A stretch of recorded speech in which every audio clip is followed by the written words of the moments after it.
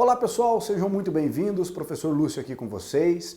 Vamos começar a estudar função modular, um conceito muito importante e tem bastante teoria para a gente trabalhar, né? Então a primeira coisa que eu vou comentar com vocês é uma função quando ela é definida por várias sentenças, tudo bem? Você tem várias sentenças definindo uma função. Então vamos começar com um exemplinho aqui, ó. Então imagine que nós tenhamos a seguinte função, ó, a função f de x. Eu vou definir essa função f de x aqui, ó, inicialmente com duas sentençazinhas, tá? Então vamos pensar da seguinte maneira. Eu vou ter a função x menos 1, tudo bem? X menos 1, sempre que o meu x for um valor menor ou igual a 1. Tudo bem? E eu vou ter daí a função, colocar aqui uma função constante, ó, o número 4, sempre que o x for um valor maior do que 1. Tá? Então o que eu gostaria que você percebesse? Primeiro, eu tenho uma função, e essa função ela está definida por duas sentenças. Uma função afim, uma função do primeiro grau, e uma outra função constante. E perceba que no domínio, no eixo horizontal, no x, eu fiz uma partição aqui, ó. Eu dividi aqui, ó, x em valores menores ou iguais a 1, ou valores maiores ou iguais a 1. O que nós fazemos com isso? Olha só que coisa mais linda do mundo. Então vamos construir aqui os eixos cartesianos, que nós vamos ter a seguinte situação. Então, deixa eu desenhar aqui. Então aqui nós temos o eixo dos x. E aqui nós temos o eixo dos y.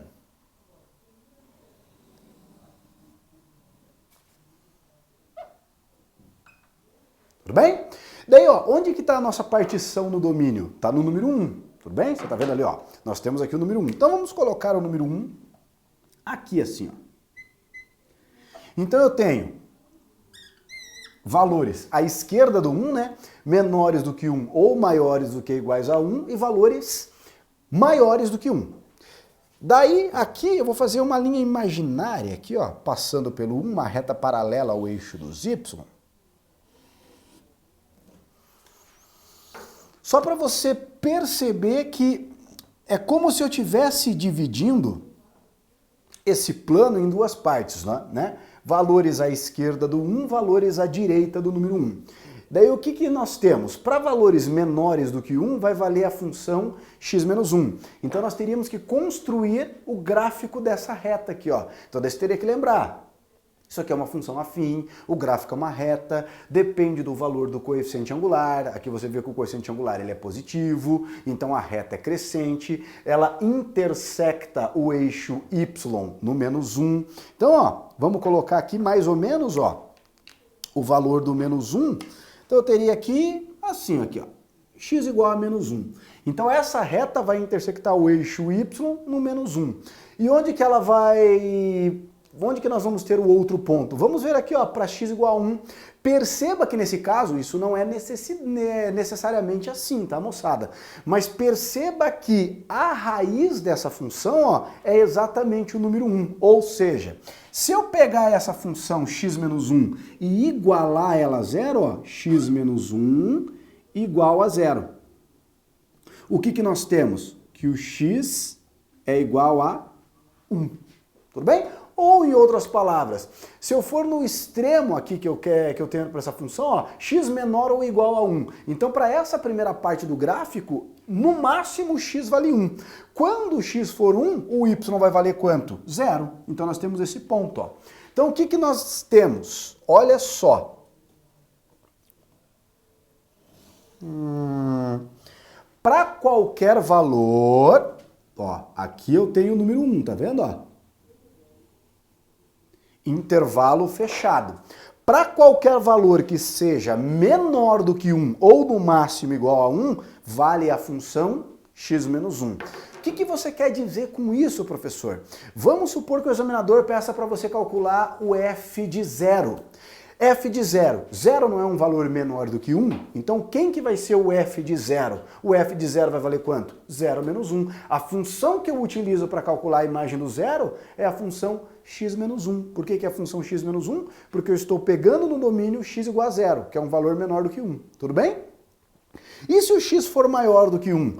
Se o x for maior do que 1, sempre eu vou ter uma imagem igual a quanto? 4. Então nós temos aqui uma função constante. Então olha só, se eu pegar o x igual a x maior do que 1, vamos pegar aqui assim, ó. 1, 2, 3, 4. Aqui, tá bom. Aqui está o número 4. Então sempre que o x... Deixa eu apagar aqui para não ficar tão poluído. Então aqui... ó. Se o x for maior do que 1, então ó, o que nós vamos ter aqui? Opa! Vou roubar o quadro aí, professor. Então olha só, sempre que o x for maior do que 1, ó, então perceba que aqui necessariamente nós temos que colocar um intervalo aberto. E aqui tem um detalhe importante, por que tem que ser intervalo aberto? Porque lembre lá da definição de função. Quando nós temos uma função, sempre que eu tiver um elemento no domínio, você vai ter uma única imagem correspondente no contradomínio. Lembra disso? Não pode existir elemento no domínio que não tenha imagem ou que tenha mais do que uma imagem. Então, se você colocar intervalo fechado aqui, o que estaria acontecendo? Você estaria dizendo que a imagem do 1 é 0 ou a imagem do 1 é 4. Para o número 1, eu teria duas imagens. Por isso que aqui eu não coloquei x maior do que ou igual, coloquei só x maior do que 1. Então, ó, essa reta constante, ou seja, quando a imagem é 4, é só para valores maiores do que 1. Então, se perguntarem para você, quanto que é f de 1? F de 1, x é rigorosamente igual a 1. Então, ó, para x igual a 1, vale essa função. 1 menos 1, 0. Para x igual a 2, quem que é a imagem do 2? Opa, 2 é um número maior do que 1. Então, quanto que vale a imagem do 2? Para qualquer número maior do que 1, a lei de formação dessa função me diz que a imagem é 4, e assim sucessivamente, tudo bem? Então essa é a ideia da gente definir uma função por várias sentenças. Ali no caso, ó, eu defini uma função por duas, uma função afim e uma função constante. Aqui você pode utilizar o tipo de função que você quiser, desde que você não cause conflito no domínio da função com a definição da própria função, tudo bem? Tranquilo? Por que eu comentei essa ideia de função definida por várias sentenças? Porque nós vamos estudar a função modular. E a função modular ela vai ser definida por várias sentenças, tá? Mas antes, só para a gente preparar o terreno para a função modular, eu gostaria que você lembrasse um pouco da ideia que você já deve ter ouvido falar muitas vezes do módulo, né? O que nós temos muito enraizado na nossa cabeça é, quando eu falo em módulo, é muito corriqueiro a gente pensar, o que é o módulo? Ah, a gente não considera o sinal, a gente considera o valor absoluto, né? Então quando eu falo módulo de um número, você desconsidera o sinal e fala apenas o valor absoluto, né? Então quando você fala lá, eu quero o módulo do 7, módulo do número 7, o 7 seria, na verdade, mais 7. Eu desconsidero esse sinal de mais e falo que o módulo de mais 7 é quanto? 7. Ah, eu quero o módulo de menos 15. Então, módulo de menos 15. Nós desconsideramos o sinal menos 15 e dizemos que o módulo de menos 15 vai dar quanto? 15. Então, ficou muito na nossa cabeça o quê? Que o módulo é um número que vai ter sempre um resultado o quê? Positivo, né? Porque eu dizer mais 7 ou dizer 7 é rigorosamente a mesma coisa, né? Geometricamente, nós também temos um conceito modular, tá? Quando a gente fala em módulo, geralmente não, né? A gente quer dizer uma determinada distância. Isso é muito comum aqui, ó, nos eixos cartesianos. Por que eu comento isso com vocês? Pelo seguinte, ó, deixa eu apagar aqui. Então, quando a gente fala geometricamente no módulo, qual que é a ideia geométrica do módulo? Nós temos a nossa reta real, tá aqui, ó. Então nós temos a reta real orientada, aqui a gente vai representar os números reais, E quanto mais para a direita ela estiver, a gente está aumentando cada vez mais o valor os valores numéricos, né? Daí o que nós temos aqui, moçada? Nós temos o número 0. O número 0 é o nosso divisor de águas. Nós dividimos o número 0 em valores positivos, à direita do 0, e valores negativos à esquerda do 0. E onde que o módulo entra nessa brincadeira? A ideia do módulo é valores que estão a uma mesma distância do 0 têm o mesmo módulo. São os valores simétricos. Então, olha só. Se eu pegar aqui o número 1, e se eu trabalhar com o número menos 1,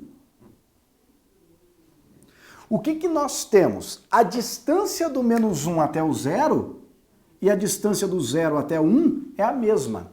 Então esses dois números eles têm uma mesma distância do 0. Então se eles têm uma mesma distância, a gente diz que eles têm o mesmo módulo. E esse módulo que representa essa distância. Então, ó, qual é a distância do menos 1 até o 0? Ó? A distância do menos 1 até o 0 é o módulo de menos 1. A distância do 1 até o 0 é o módulo de 1. Vou colocar aqui, ó, mais 1. E o que esse símbolo vai representar pra gente? Que isso aqui, na verdade, é uma unidade de medida.